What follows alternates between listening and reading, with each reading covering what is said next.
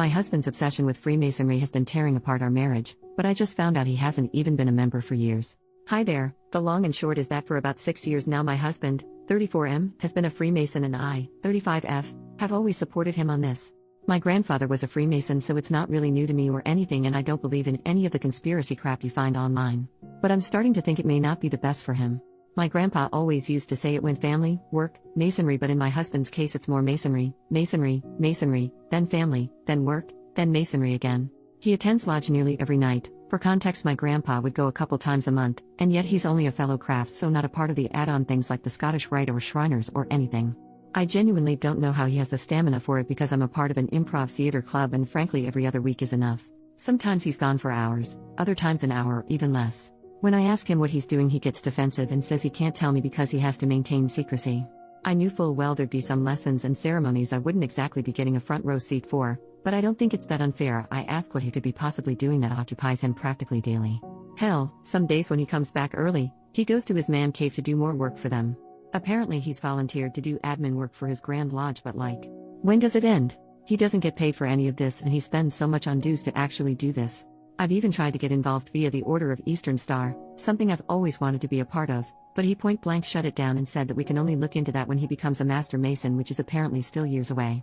And it's not even just our marriage it's affecting. Some weeks he's out so late with his lodge buddies that he doesn't take care of himself. There's been times he hasn't worn clean clothes or shaved, and plenty of times he's gone into work without showering.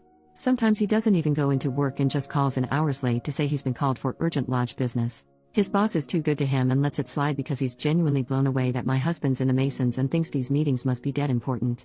Like, I get a lot of these guys are going to be retired, but Jesus Christ, surely they have to know how it works?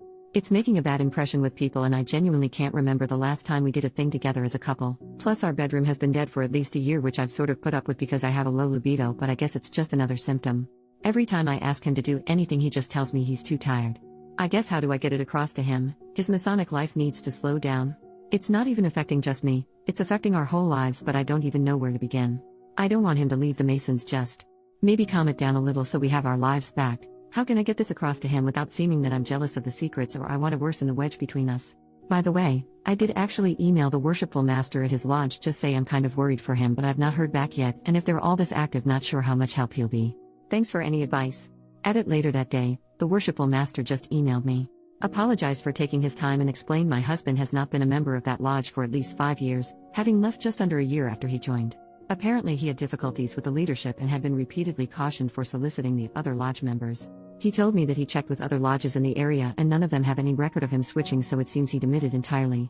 Update, 5 days later. Hi everyone, you might remember the post where I mentioned how Freemasonry, or rather my husband's commitment to it, was destroying our marriage and corroding his life. Well, I apologized to the craft because Masonry had nothing to do with my husband's antics.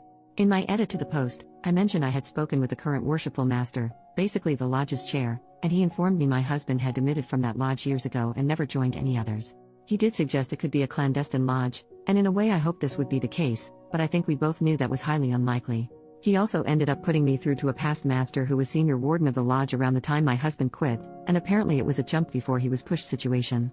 I did mention my husband was in trouble for soliciting his brothers, but the worshipful master couldn't tell me anymore. The past master vaguely remembered it, and while it seems no one was exactly sure what he was soliciting them about, it was described as invasive and strange behavior. Me and the past master, David, might as well use names, had a good long chat before he offered to join me in discussing this with my husband, Kevin, with the hope being we could get through to him and steer him off whatever course he was on. Sadly, I don't have good news. David came round on Monday and we talked a lot beforehand. Kevin was out, of course. Most of our chat was just him being generally supportive, but he did start asking questions that were definitely leading into the clandestine lodge route, though he dropped that as a theory when the lack of self-care became evident. Midway through our conversation, Kevin comes home, and when he comes in I say there's somebody I'd like him to meet, and he just deflects by saying he's tired from lodge and will have to do it tomorrow. David introduces himself anyway, explicitly as a past master. Kevin ignores him but then goes through to the kitchen, pours himself a glass of milk and starts scrolling through his phone at the kitchen table. We went through and sat down at the table too, so without a word he got up and went into the living room, so we followed him there, where David said we know he's not attending lodge because he was the senior warden when my husband left. Kevin does this weird laugh and says, "So it's a crime to move lodges then?"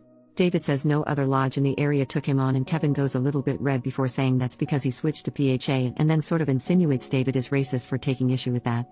David says he spoke to all the PHA lodges in the area too and he's good friends with a lot of their members, so he knows he's lying again.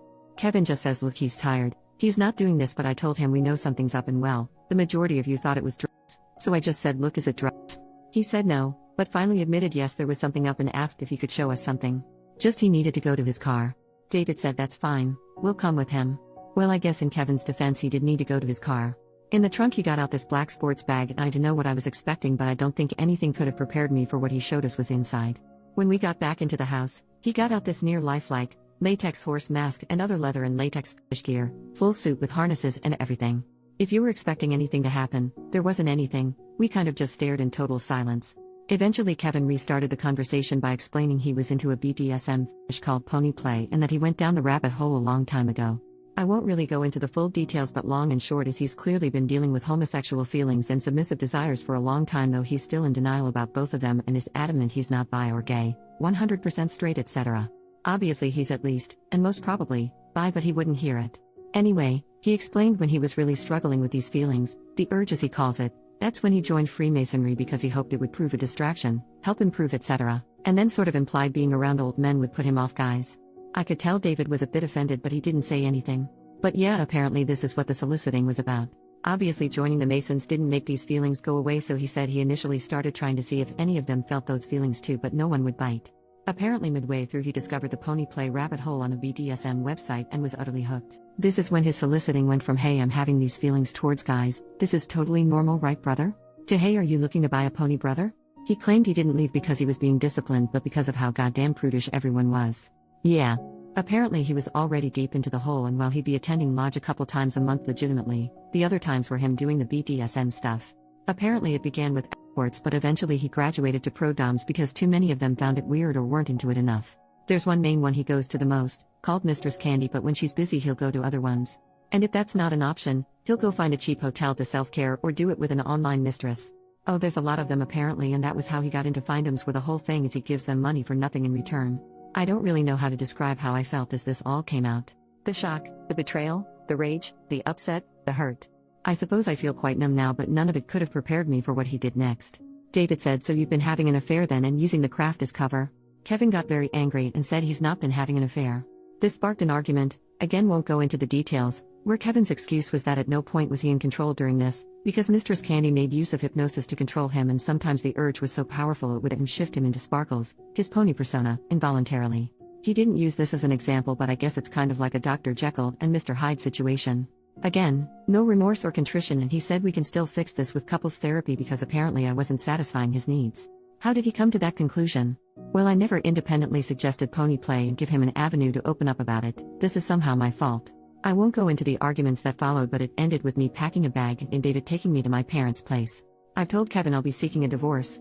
Something which he's also in denial about, because the marriage is dead. Clearly he values his time playing dress up as a horse more than he does me as a person, so I might as well let him focus on that. I'm staying with my parents right now and taking some time off work until I can clear my head. Can't sleep, so I figured I might as well try and get this out of my system. It has helped, honestly. I'm also currently no contact with Kevin, and it'll be staying that way until I can serve him papers. Who knows what the future holds there, but he won't be in it. Though if you wanted some good news, I'm finally joining the Order of Eastern Star. David explained to me I can join via my grandfather, so I'm going to be meeting with the secretary next week. Thanks for being on this wild ride and helping me see reason. I guess I would probably have got here anyway when the worshipful master messaged me, but it was nice to know I had people on here, and especially those who talked it through with me in DMs. You guys know who you are and you were awesome. Otherwise, have a great day and peace out.